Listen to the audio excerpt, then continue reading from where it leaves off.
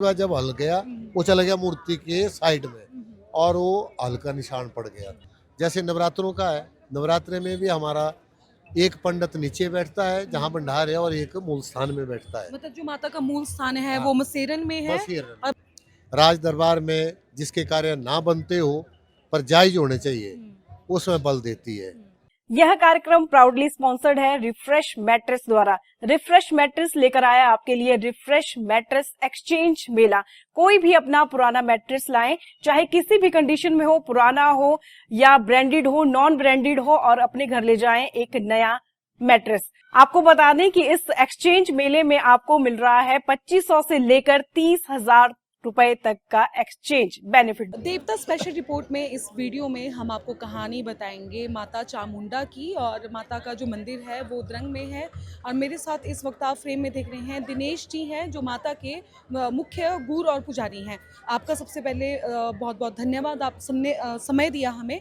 और माता के बारे में जानना चाहेंगे कि माता का इतिहास क्या है।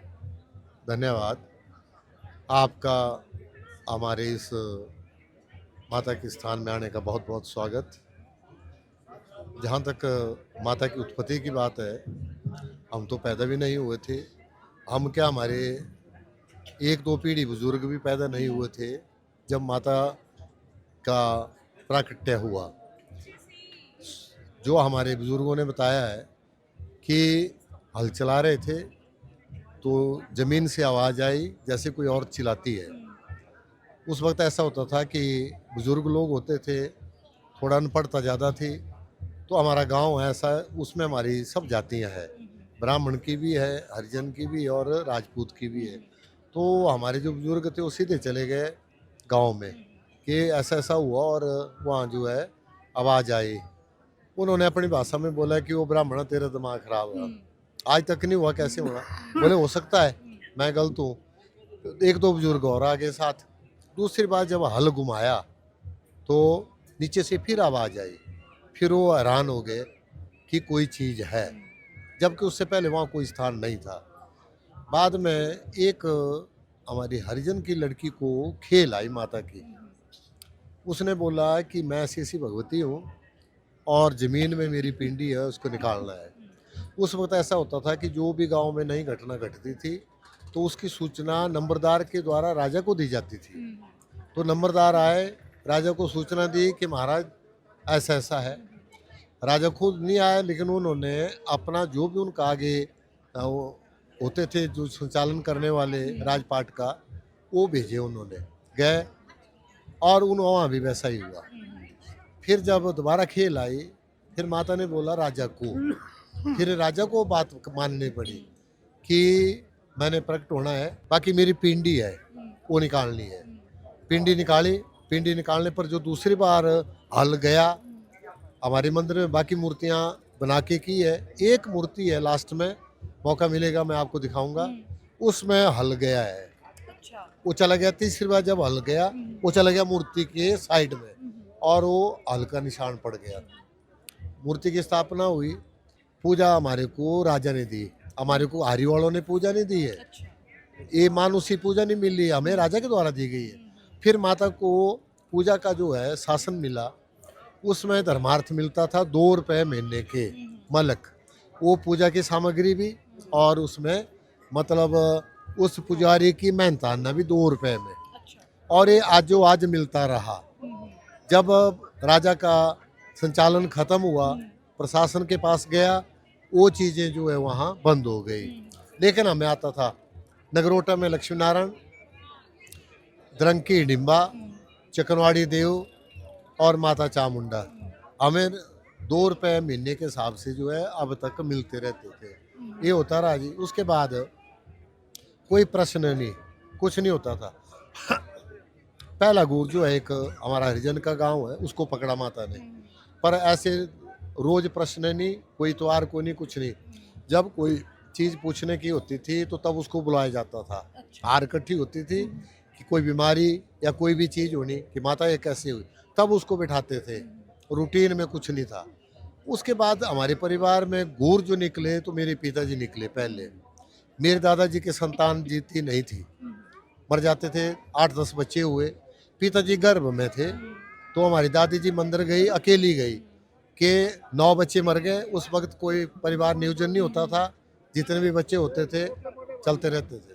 जब वो संतान गर्भ में थी तो माता से अर्ज की कि माँ, ये जो गर्भ में है अगर ये जीवित रहा तो तुझे, चाहे लड़की होगी चाहे लड़का होगा, ये तुझे दिया जाएगा। पिताजी 11 साल के थे। उसके नीचे हमारे जो माता की जो पिंडी मंदिर है उसके नीचे एक बावड़ी है। बावड़ी से जल लाते थे माता को स्नान करने के लिए। पिताजी गए थे, मकर संक्रांति का दिन था, पहली बार की बात है जब उनको खेल आई।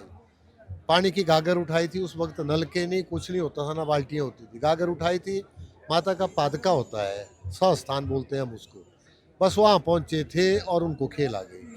और जो पानी की गागर थी वो छूट गई और खेलते खेलते चले गए मंदिर में। और टांगों में जो है वो निशान पड़ गए, खून निकल गया। घर के हैरान हो गए, 11-12 साल का बच्चा भी, ये क्या हुआ। फिर माता ने बोला कि गर्भ से मुझे दिया गया है, इसको नहीं मैं छोड़ूंगा, ये मैंने इसको अब अपनी गोदी में लेना है। दो क्लास पिताजी पढ़े नगरोटा स्कूल में। उसके बाद उस वक्त फौज की भर्तियाँ भी होती थी, भाग के जाना उन्होंने कि मैंने नहीं गुरु बनना है। वहाँ से माता पागल करके ले आती थी, जहाँ भी रोजगार के लिए जाना वहाँ से पागल करके वापस ले आना। तो पिताजी इस माता की मूर्ति रूप में 70 साल तक घूर रहे। और उसके पश्चात माता का जो रथ है, मैं पैदा नहीं हुआ था उससे पहले का बना है। राजा ने सबसे पहले माता को जब बुलाया था तो उसी मंदिर से बुलाया था। अच्छा। तो शिवरात्रि में गए, आई माता। उसके पश्चात माता का भंडार जो है, माता के हुक्म के मुताबिक ये रथ माता का दादाजी के कमरे में होता था। माता ने बोला घर में नहीं होगा मेरा रथ, मूर्ति और रथ इकट्ठा नहीं होता है, मेरे को भंडार लग बढ़ाओ।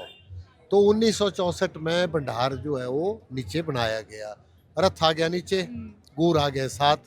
अब जो भी माता की मुख्य तिथि होती है, पहले माता का था जाग होती है हमारे भादो महीने में, माता का रथ नीचे से जाना, वहाँ जाग खेलनी। फिर एक ऊपर टॉप पे चुपाड़ बलि देते थे व्याधि हटाने के लिए, साल के लिए रक्षा मांगते थे, वो बलि देनी। और उसके बाद फिर माता ने अपने भंडार में आ जाना। जैसे नवरात्रों का है, नवरात्रे में भी हमारा एक पंडित नीचे बैठता है जहाँ भंडार है और एक मूल स्थान में बैठता है। मतलब जो माता का मूल स्थान है हाँ। वो मसेरन में है मसेरन और में। भंडार जो है ये वो भी मसेरन ही है, मसेरन ही है। हमारा एक ही माल है। माता का मसेरन नाम से कोई भी अंकित नहीं है। माता का जो हमारी मशहूरी है द्रंगसीरा, चामुंडा भगवती द्रंग। अब तो नए नए मंदिर, नए दरबार बहुत निकले, जहाँ तक हमारे माता की पहचान है वो मसेरन से कम है, द्रंग से ज़्यादा है। अच्छा, मान्यता क्या है, माता को क्यों माना जाता है? माता को इस महामाई के तो बड़े निराले चमत्कार है। जो कहीं भी शांति प्राप्त नहीं करता, सारे घूम करके लास्ट में माता के पास आते हैं। माँ की कृपा रहती है। मेरे पिताजी ने 70 साल तक लोगों की सेवा की, जो उनको माता बताती थी वो करते थे और लोगों को शांति मिलती थी। संतान दात्री है। राज दरबार में जिसके कार्य ना बनते हो पर जायज होने चाहिए, उसमें बल देती है।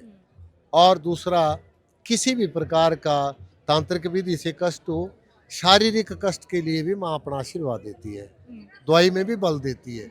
कुल मिलाकर के इस प्रकार माता के दरबार में आज दरबार चला हुआ है।